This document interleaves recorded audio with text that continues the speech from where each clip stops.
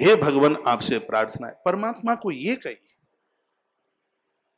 ये है काम को ईश्वर से जोड़ने का नाम। परिवार को भगवान से जोड़िए। परिवार है आपका जीरो और भगवान है हीरो। परमात्मा को एक मानिए, परिवार को शून्य मानिए। परिवार शून्य है।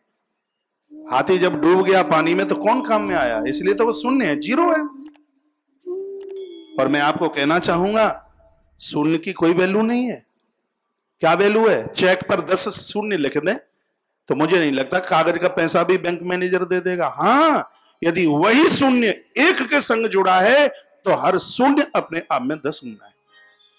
यदि वही शून्य एक अंक के साथ जुड़ गया तो हर शून्य अपने आप में 10 गुना है। और एक को हटा दो तो शून्य का कोई महत्व तो नहीं है। आपका परिवार शून्य, एक है परमात्मा। यदि आप अपने आप को ईश्वर से जोड़ देते हो तो आप अनंत गुने हो। परमात्मा से अलग हो गए तो कुछ भी नहीं है भैया। खाली बोतल, खाली डिब्बा ले लो रे मेरे यार, कुछ भी नहीं है। इसलिए अपने शून्य रूपी परिवार को एक ईश्वर से जोड़िए। परमात्मा सबके ममता ताग बटोरी, एक श्रद्धा की डोरी के साथ इन सबको बांध दो और एक दिन इनके ऊपर असर पड़ेगा। शंख बजेगा, इनके ऊपर असर पड़ेगा। घंटी घड़ियाल बजेंगे, आज नहीं तो कल, कल नहीं तो परसों इस रंग में इनको रंगना पड़ेगा। ये बच ही नहीं पाएंगे। इसलिए घर का माहौल ऐसा बनाइए। मैं एक बार फिर निवेदन करना चाहूंगा, अर्थ और काम बहती हुई नदी है। अर्थ और काम बहती हुई नदी है। धर्म और मोक्ष बहने वाली नदी के 2 तट हैं। बहुत ध्यान से सुनिए।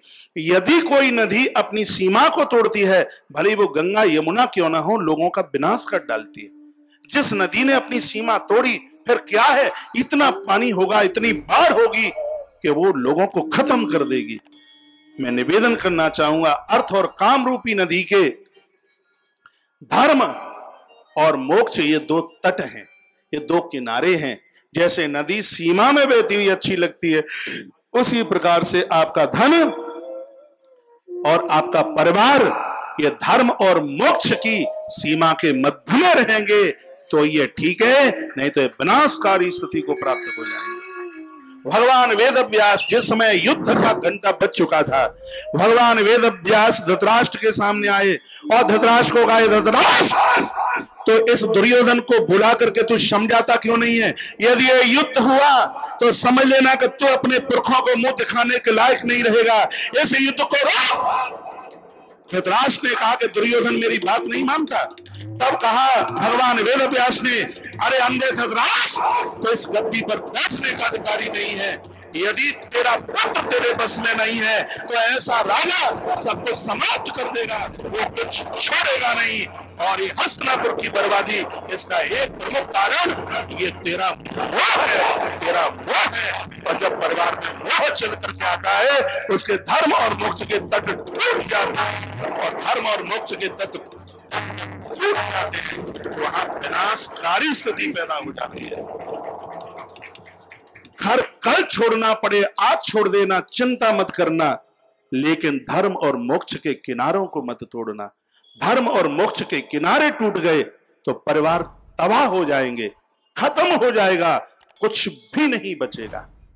इसलिए मैं आग्रह पूर्वक निवेदन कर रहा हूं, सब लोग अपने घर में देवी देवताओं को संभालकर, गौ ब्राह्मणों को, आने वाले अतिथियों को, उनको मान दो, उन्हें प्रणाम करो, सबको हाथ जोड़ो। मुझे बाबा तुलसी बहुत अच्छे लगते हैं क्योंकि वो रूखड़ों को भी प्रणाम करते हैं। सिया राम मैं सब जग जानी, करहूं प्रणाम जोरी जुग पानी। मैं सबको प्रणाम करता हूं। नामदेव ने एक कुतरे में भगवान को पहचान लिया और हम इतने अभागे लोग हैं, हमें ना इंसान में भगवान दिखते, हमें ना मंदिर में भगवान दिखते। लेकिन उन ऋषियों को, उन चिंतकों को देखिए, उन्होंने तो कड़ कड़ में भगवान का दर्शन किया। गुरु नानक देव ने कहा था, जर्रे जर्रे में है झांकी भगवान की, लेकिन किसी सूझ वाली आंख ने पहचान की। जिस आंख में वासना नहीं थी, उसने तो खम्भ में भी नरसिंह को पहचान लिया। आंख में वासना होगी तो ईश्वर सामने खड़ा होगा। दुर्योधन को कहां दिखाई दिया? वो तो सामने खड़ा था, दुर्योधन को नहीं देखा। ये कथा किसी और की नहीं है, ये कथा मेरी है। ये कथा आपकी है, ये कथा और किसी तीसरे की है यह कथा। और यदि इस कथा को अपनी कथा समझें तो ये कथा उद्धार कर देगी, कल्याण कर देगी। और आप कहेंगे कि नहीं तो कथा तो होती ही रहती है।